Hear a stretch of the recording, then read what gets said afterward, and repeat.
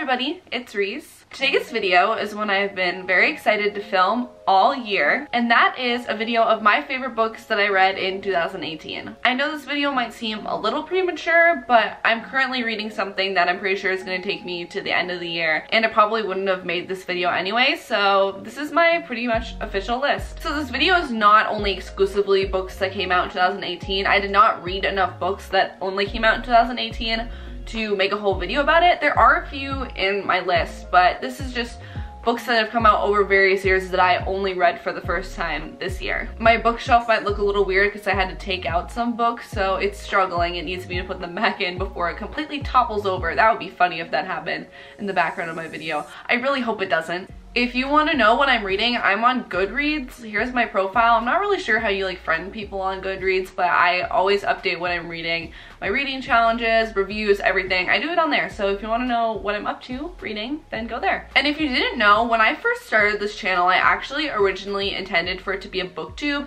and that's what my first few videos were, but they're deleted. They're not up anymore. So I really would like to make more book-related videos. So here's the start to that. So these are not really in any specific order, although I will tell you my favorite because I do have a favorite that I read this year. But I will start with my most recent read and a book that did come out in 2018. I actually just finished this book like last week, and this book is An Absolutely Remarkable Thing by Hank Green. I literally had absolutely no idea what to expect when I went into this book, besides knowing that Hank Green was John Green's brother, and I know that Paula Bananas Books, who's my favorite booktuber, she talked about this and highly recommended it. So I was like, okay, well, I guess I'll try it out. And I was like absolutely shocked at how good this book was. It was much more like sci-fi futuristic than I was expecting it to be, even though I really wasn't expecting anything. I feel like the main character, April, was very relatable in the sense that she kind of portrayed the qualities that we all have, but we don't like to admit that we have. She was a very flawed protagonist, and I think that really helped add to the story and make it very different than anything I'd ever read before. But this book only came out earlier this year, so quite a few people haven't read it, and I would highly recommend it for if you want to read this, add this to your 2019 reading list.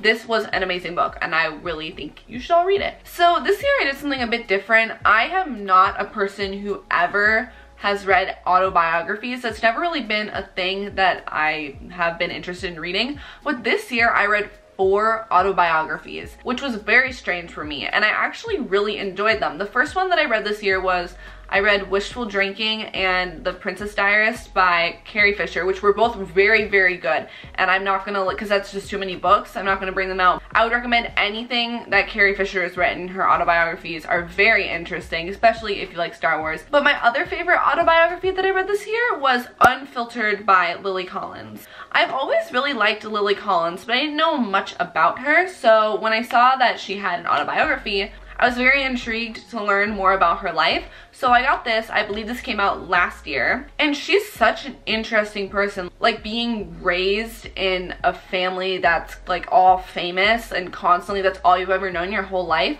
And how she's very open with her struggles with her eating disorder, etc. I thought this was a very like vulnerable and honest autobiography. And while it got a little dark at times, she was very good at pulling it together and bringing it with a very positive message for the readers, especially like young women who are reading the book. And she just seems like an amazing person. And so if you're not really a person who reads autobiographies, but you're interested in trying out the genre and seeing if you would like it, I would really recommend this book about Lily Collins. It's super interesting. Okay, this next one's gonna seem a little lame, and I might get attacked for it, but this year I finally read Percy Jackson.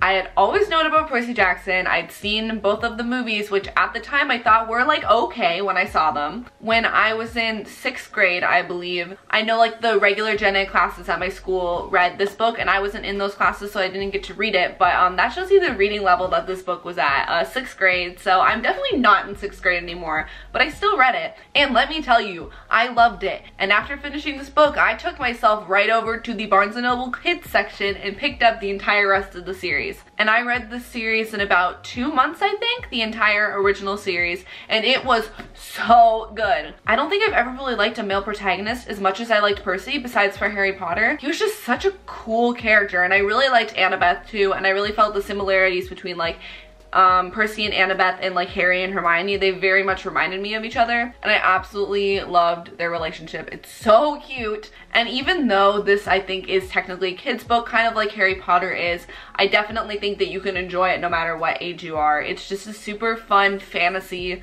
series, and I am super interested in Greek mythology for some reason. Like, I'm not really a big history nerd, but for some reason I'm very interested in like ancient Greece and Greek mythology, and so this was like extremely interesting to me. I took the Godly Parent quiz and I got Aphrodite, which is a little strange because I'm a Ravenclaw, so I thought I might get Athena, but I'm still down with Aphrodite. I do have The Lost Hero purchased and I'm going to read it next year, but I'm very excited to read that and dive into, because I know there's many like branches off of this series. There's tons of different books that I still need to read. I'm sure you've read Percy Jackson, but if you haven't, like me a few months ago, I would definitely recommend this if you want a fun read, very quick read. I read some of them in like a matter of 3 days, but I was very happy with the Percy Jackson series. I tried to rewatch the first movie after I finished the book, and I got like 50 minutes in and I was like, I literally can't watch this anymore, and I just like stopped and I didn't finish it. So alright, my next favorite book that I read is one that I read back in March, which might seem a little strange based on the books that I've talked about before, and this really doesn't seem like a book that somebody my age would like, but I loved this book for some reason, and that book is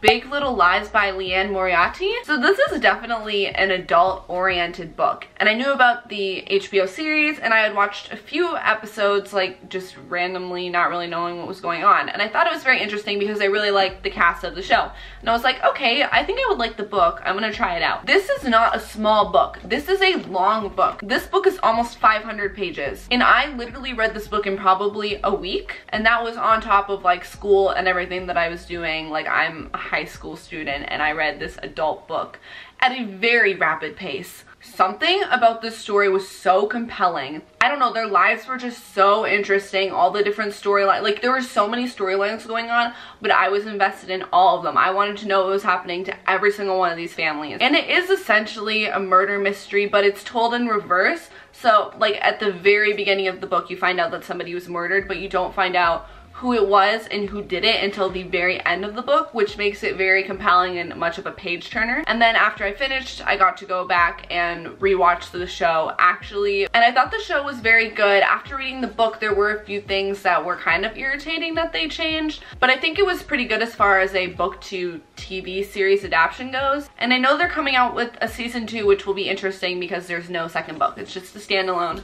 So they're gonna have to have made up this whole storyline, and I'm very interested to see what they do with these characters. So I mean, if you're younger, I probably wouldn't recommend this book to you, but if you're like high school and above and you're looking for a drama murder mystery to kind of like switch it up, I would definitely recommend Big Little Lies. My next favorite book that I read was Malia on the Offbeat by Becky Albertalli. So prior to reading this, I'd already read Simon versus the Homo Sapiens Agenda, and I had watched Love, Simon, and I loved both of them. And I thought this was an interesting character that Becky had decided to take and give her own story. This was another 2018 release, so this only came out earlier this year as well. The cover was very bright and pretty, and it attracted me to the book, and I was like, okay, I want to read this book. And this was another book that I read very fast. I read this in the middle of my Percy Jackson craze, so it was a very weird turn from like gods and goddesses war to high school, and Lee was just such a good character choice. I know this book didn't get great reviews, but I don't know, I just really loved it. I thought it was so cute. I read it very fast. I really enjoyed the whole story. It was definitely a good feel-good book, like if you aren't having a good day and you want to go just read something that you know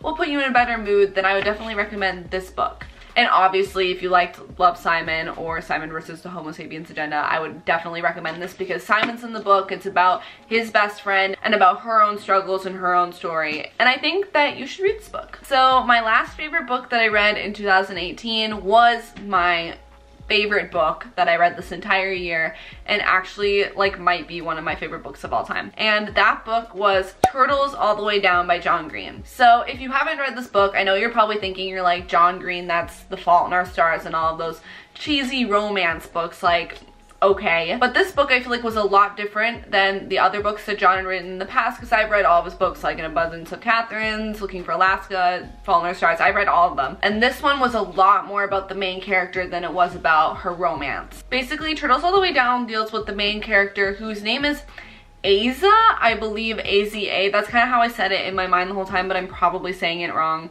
And it mainly deals with her struggles with like severe mental health problems. She deals with some very extreme episodes, and it can be a little intense, definitely, if that's something that is a little sensitive to you.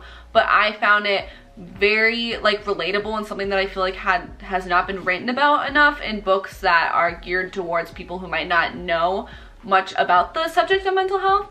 And you get to learn how she deals with her mental health problems internally, but then you also get to see how other people take it around her, like her family, her best friend, and you get to see how like something that's happening to her is affecting all the different people around her very differently in how they take it. And I feel like it's a very good book to read, especially if you might know somebody who's struggling from mental health issues that you're not really aware of, how what's going on inside of them is going to come across very differently to you. And you see that with her best friend Daisy, and how she's taking everything that Aza is doing and how that affects their relationship. And I just loved this book so much. So it was definitely my favorite book that I read this year, and I would please recommend that you go read this book. It's also a very cute book. It's not all like deep and depressing. Like, it's a cute book. It does have a storyline outside of like her mental health problems. And out of all these books, I would probably recommend this one the most. So yeah, those were my favorite books that I read in 2018.